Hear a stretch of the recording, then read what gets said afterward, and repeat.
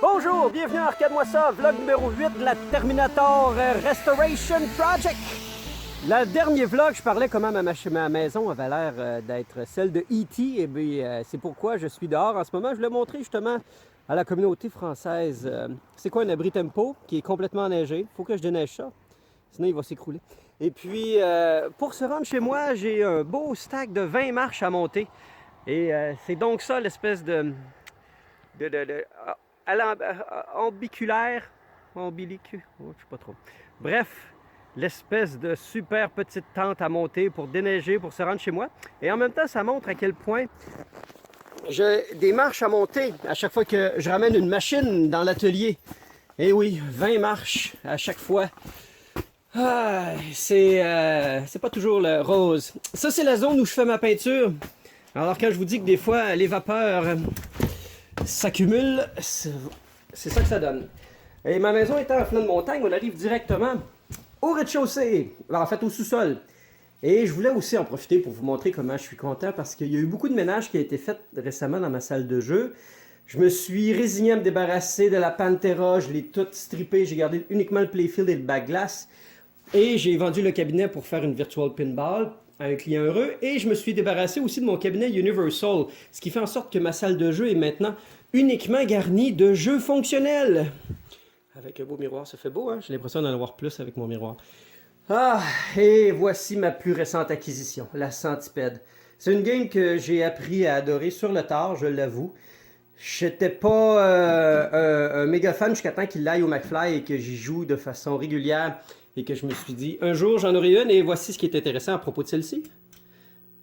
Elle a aussi millipède dedans en appuyant Player 1 et 2. Je peux changer de centipède à millipède. C'est-tu pas assez fantastique? Maintenant, la tête de la Terminator 2. Prochaine étape, le speaker panel qui a besoin quand même de pas mal d'amour de nettoyage. Et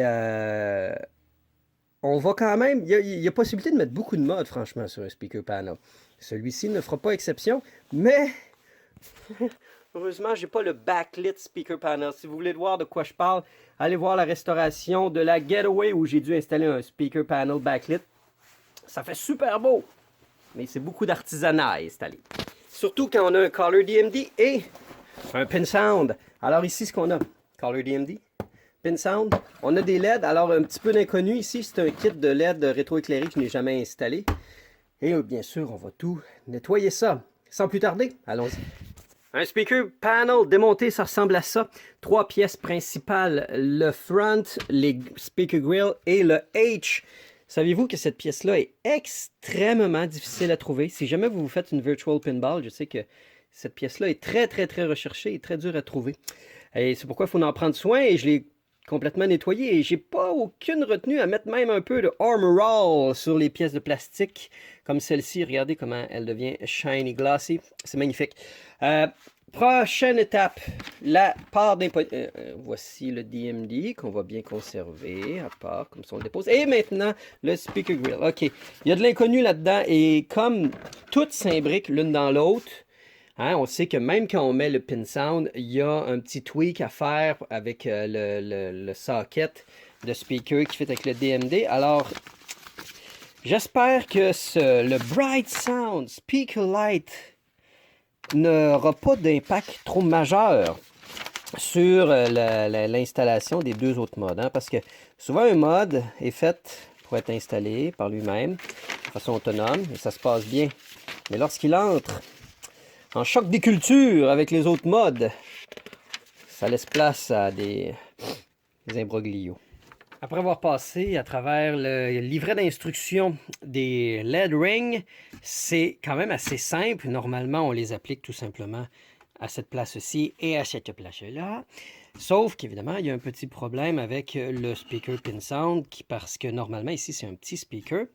Alors, pour être capable de mettre cette magnifique pièce de son qui est en attente de vibrer pour le plaisir de nos oreilles, il semblait que c'est des super speakers. Pin Sound, c'est du top of the line.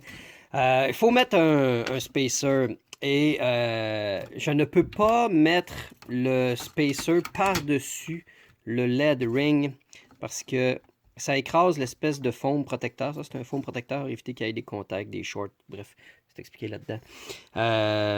J'aurais une option de botter, en fin de compte, un 3 mm de circonférence supplémentaire pour être capable que ça fit. Mais, pour être franc, ça fit tellement bien de cette manière-là. L'important, c'est simplement s'assurer que l'ajustement est parfait et les LED vont... bref, voilà.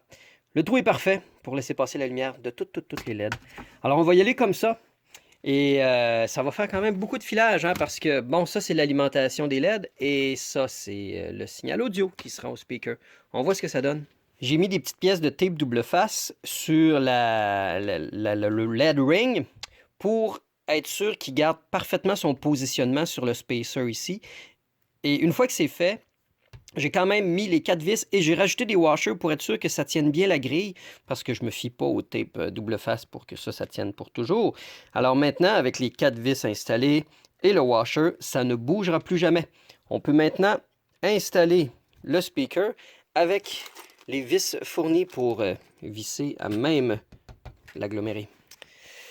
Je me suis fourvoyé, en fait, ce n'est pas ces vis-là. Les vis ne doivent pas se rendre jusqu'au panneau. Les longues vis fournies avec le kit sont pour aller avec le subwoofer plus tard. Il y a des petites vis qui, elles, ne font que visser, en fin de compte, dans le spacer qui est ici et il est parfaitement mis en place grâce à mes vis avec les washers précédemment mis. Comprenez ce que je dis? Bref, c'est magnifique.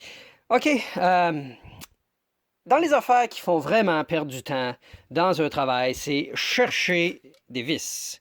Parce que voyez-vous, dans les instructions de Pinsound, ils disent que pour installer celui de gauche, on peut garder les original screws. Ils ont tort! Les original screws ne sont pas assez longues pour être capable de visser ce speaker-là. Voyez-vous, il y a une espèce de spacer aussi, et j'aime bien le terme spacer, c'est un anglicisme. Hein? Ça ne se compresse pas du tout. C'est très rigide et ça fait en sorte que le speaker est plus épais que celui d'origine et ne peut utiliser les vis d'origine. Je viens donc de passer à travers plusieurs petits bacs de mes accumulations de multiples années de vis. Ah oui, quand il y a un item qui brise et qui ne fait plus chez moi, je démonte et je récupère les vis, comme ça, un toc. Et ça me permet de me sauver la vie comme des moments d'aujourd'hui. Alors j'ai réussi à trouver 4 vis exactement de la bonne longueur, du bon filet et identique. Parce que, ben, c'est ça, c'est un autre toc. C'est le fun quand toutes les vis sont pareilles. Hein? Alors, ça nous met donc en position d'installation du dernier speakerifiant. Quelque chose de même. Installation du Color DMD, c'est, je le redis à chaque fois, le meilleur mode que vous pouvez mettre dans vos dot matrix. Ça vaut son pesant d'or, même si ça coûte pas loin d'un Lego d'or. Pas autant, mais ça coûte cher. Seule petite critique, seule petite critique, ça ne vient pas avec le livret d'instructions. Et je sais parce que faut aller sur le site web. Ils prennent quand même la peine de mettre une feuille pour dire on n'a pas mis les instructions, on va sur notre site web, t'es imprimé. Ouais, oui. Fait qu'il faut aller s'imprimer le 4-5 pages d'instructions. Parce que tu en as pour les WPC, les WPC 95, les Dataeast, les Sega, les Stern, nanana. Alors voilà, c'est pour ça qu'il n'y a pas les instructions avec. Là, Terminator, OK? Quand je l'ai démonté, il venait avec du Original Gear et du Original Hardware. Et entre autres, il venait avec ces petits spacers-là. Et dans les instructions, ils disent qu'il faut retirer justement toutes les Original Gear et mettre les petits spacers fournis avec le Color DMD, comme voilà. Et puis après ça, mettre les spacers 5.8 qui se viennent avec le DMD original. Mais le Terminator vient avec des petits, genre 3.8 ou même pas, genre une espèce de 1 quart spacer. Alors, j'ai fouillé dans mes petits bacs de pièces ici, où tout ce que j'ai, c'est en fin de compte des washers, des bearings, des washers en fait. Et puis j'ai réussi à me trouver des petits tubes de plastique et je les ai faits de 5.8 et en fait, voyez-vous, 5.8, c'est trop long. Bon, super. Ça fait que je me rends compte que si j'en utilise 2 comme ça, fournis avec la Terminator 2 et que je mets là, j'ai plus de leeway pour visser. J'ai un problème. Parce que si j'en mets rien qu'un, le petit washer fourni est trop gros. Il ne passe pas. Qu'est-ce que c'est ça? OK, got it. Pour une raison que j'ignore, sur la Terminator 2, les vis sont moins longues que sur toutes les autres Color DMD que j'ai eu à installer. Alors, ça fait en sorte qu'on ne peut pas utiliser les mêmes spacers et pourquoi il y a un tout petit spacer au lieu d'un long. Il faut donc mettre le Color DMD flush avec le panneau, mettre le spacer fourni par le Color DMD Kit et mettre le spacer noir qui venait avec le DMD original. Après ça, ça nous permet d'avoir juste le bon dégagement pour mettre le washer et la lock nut. Sur le DMD original, il manquait un washer et une lock nut. Alors j'ai réussi à en retrouver un, j'ai refouillé encore dans tout mon set de boat et j'en ai trouvé une qui fit parfaitement. Perdre du temps, perdre du temps. Qu'est-ce qui s'est passé avec le Color DMD ici? On dirait qu'il y a eu de l'eau dessus. C'est bizarre, je me demandais d'ailleurs comment ça se fait, parce qu'il y a comme eu de l'eau sur la boîte du Color DMD. Où c'est que je l'ai mis? Je l'ai mis dans le fond. Je sais que le proprio a eu un dégât d'eau dans son sous-sol. Puis je me demandais comment ça se fait que la boîte était toute trempe de même. Ça pourrait peut-être expliquer. Souhaitons qu'il fonctionne encore bien. Normalement, il n'y a pas de problème à ce que du matériel électronique aille tremper dans l'eau à condition qu'il soit parfaitement sec au moment où on remet de l'électricité dedans. Je vais essuyer ce résidu-là pour le mettre clean. Je viens juste de m'en rendre compte. Ben voyons, toi, c'est comme tout oxydé ici aussi. C'est vraiment bizarre. OK. That's weird. Ça fait que j'ai hâte de tester ça pour voir.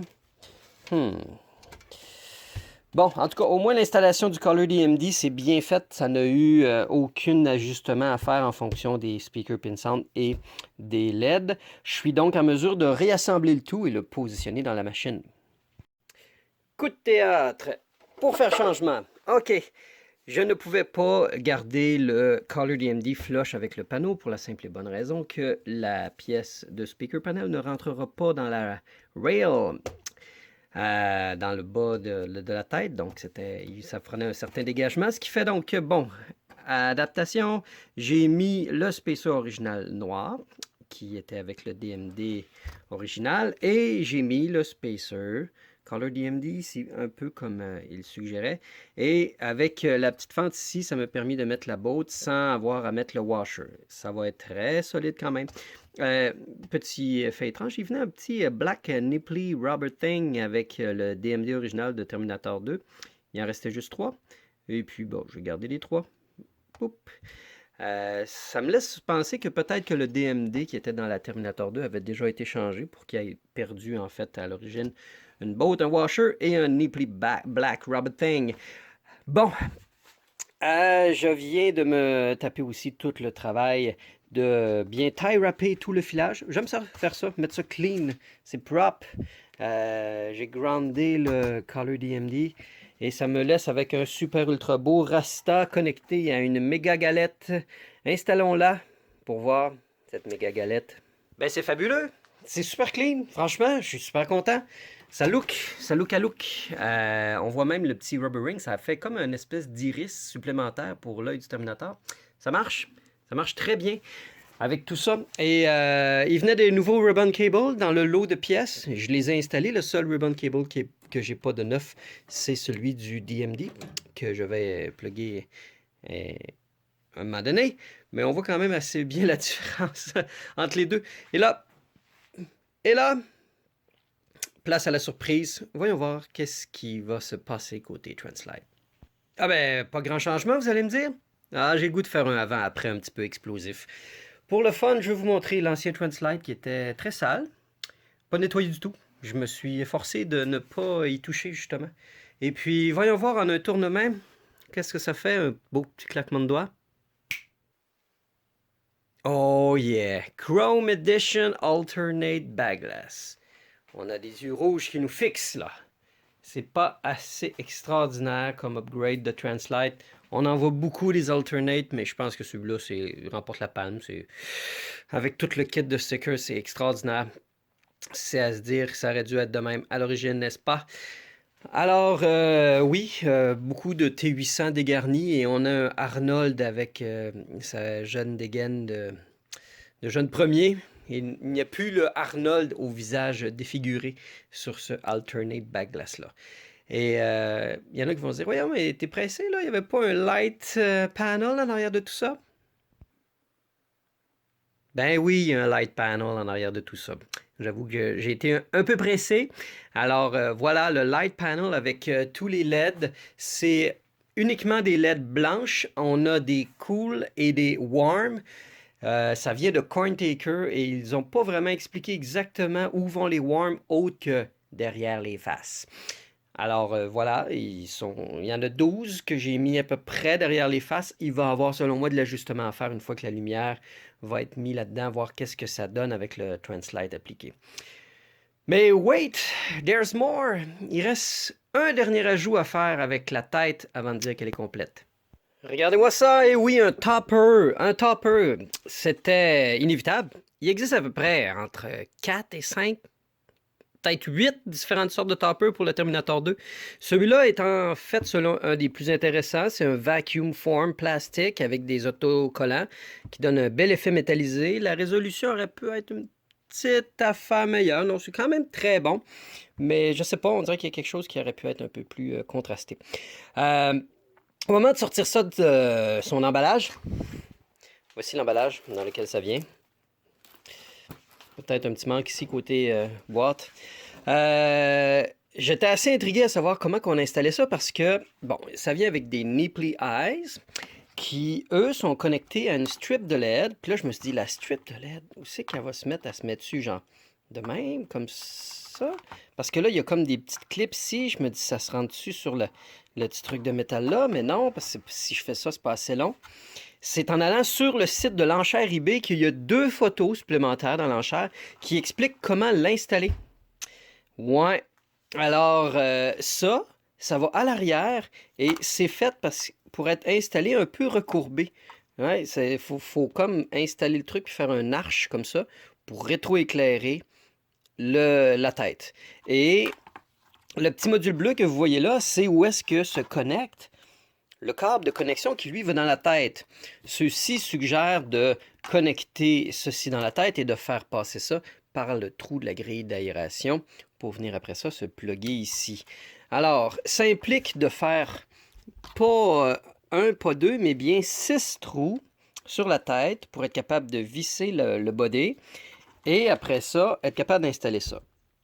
Là, en écoutant avec mon grand cœur et mon courage, j'ai pratiquement le goût de faire un 7e trou juste pour faire passer le fil à travers la tête. J'aime pas faire passer un fil par les trous d'aération. Ok, c'est peut-être moi qui est très OCD là-dessus, là, mais je préfère quand c'est un peu plus sharp.